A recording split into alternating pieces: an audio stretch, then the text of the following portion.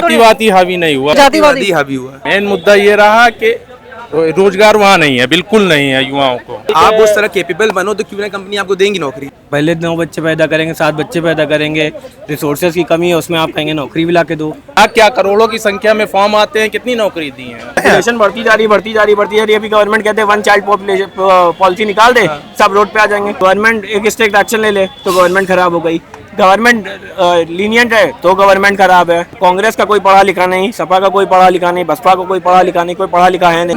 प्रधानमंत्री भी 8वीं फेल है। आपकी जो आप जिस सरकार में बैठे हैं ना, जिस नाव में, वो नाव इतनी अच्छी थी ना, 70 साल में देश का कुछ कर ही नहीं है। तो प्रधानमंत्री की सीट का अगर ले लें, बनारस का ले लें, तो वहाँ पे भी बहुत सारा विकास हुआ। 50 करोड़ रुपए वहाँ पे खर्च कर दिए गए, लेकिन उसके बावजूद वहाँ की जनता ने कम मार्जिन से प्रधानमंत्री को जिताया है। जीते जरूर है, लेकिन उतने जो उनका जो दावा था कि जीतना चाहिए था, जिस हिसाब से जीता 10 लाख वोटों से वो कह रहे थे कि जीत हासिल होगी, लेकिन उस हिसाब से वो जीत हासिल नहीं हुई। लहर में कमी हो गई होगी, कुछ ना कुछ कहीं ना कहीं दिक्कतें आई होंगी, तभी इस तरह हुआ है। और जिस तरह से ऑल ओवर तो जीते ही है ना सेंट्रल में। यूपी में जिस तरह से बीजेपी का प्रदर्शन रहा है, आपको क्या लगता है क्या वजह रह सकती है, क्या वजह होंगी? यूपी में बड़ी वजह तो ये है कि गाय रात दिन आदमी किसान परेशान है और गाय बछड़ा हंसा। जातिवादी समीकरण जातिवादी हावी नहीं हुआ, वहाँ रोजगार। आपको क्या लगता है जातिवादी हावी हुआ? जातिवादी हावी हुआ। देखो बिजनेस में कहीं ना कहीं तो आदमी को प्लस पॉइंट मिला ही है। जातिवादी की वजह से जो इकट्ठा हो गए सब थोड़े से मुस्लिम जिस टाइप तरह से के योगी आदित्यनाथ की छवि थी कि भाई उन्होंने एकदम प्रशासन दुरुस्त कर दिया, एकदम जो कानून व्यवस्था है उस पर एकदम लगाम, मतलब अगर आप लीगल साइड देखोगे तो बहुत अच्छा काम कर रहे हैं। कहीं ना कहीं लोगों को बहुत अच्छा लगा भी अतीक अहमद के मरने से और लोगों के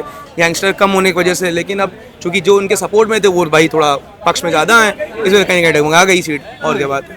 जिस तरह से मेन मुद्दा ये रहा कि रोजगार वहाँ नहीं है, बिल्कुल नहीं है युवाओं को।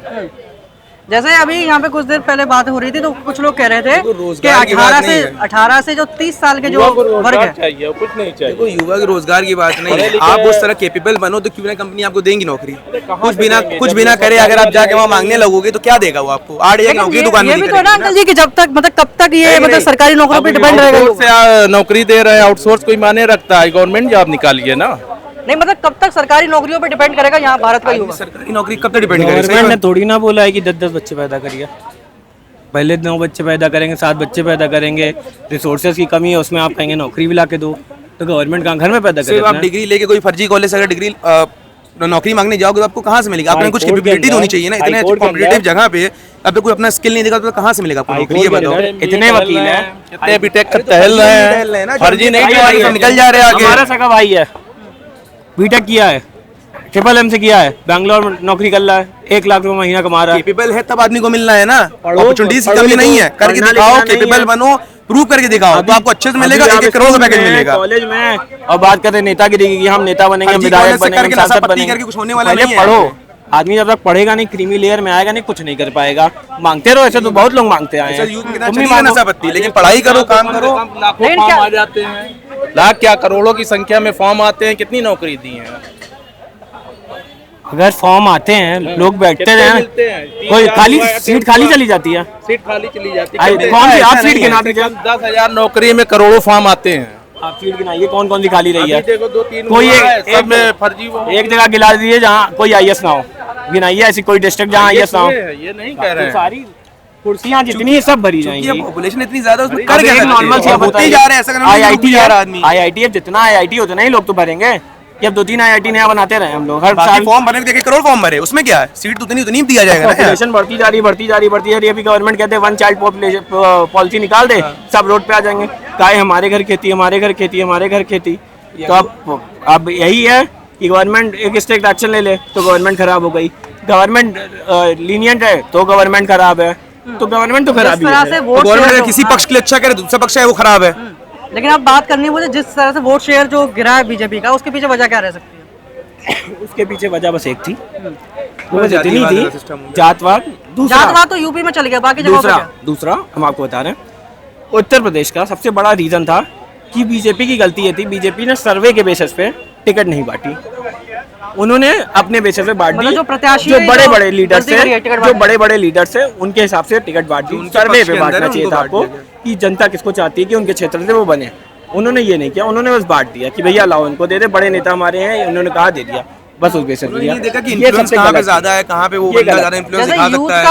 यूथ का जो वोट शेयर है हमारे देश में, अगर डेमोग्राफिक आप देखें तो वहाँ पे यूथ का शेयर ज्यादा है। क्या ऐसा हो सकता है कि यूथ खिलाफ है बीजेपी के?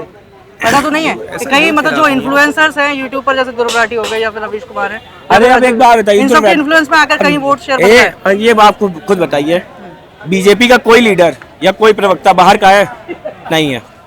ये बाहर के लोग बुला के यहाँ पर बयानबाजी दिलवाते हैं। अरे भैया यहाँ के लोग पढ़ाओ अपने। अब कांग्रेस का कोई पढ़ा लिखा नहीं, सपा का कोई पढ़ा लिखा नहीं, बसपा का कोई पढ़ा लिखा नहीं, कोई पढ़ा लिखा है नहीं। हाँ, बिहार वाले जितने बड़े नेता उनको यही नहीं पढ़ने आता कि बोलना क्या है उसमें। हमारे रैली में। प्रधानमंत्री भी 8वीं फेल है।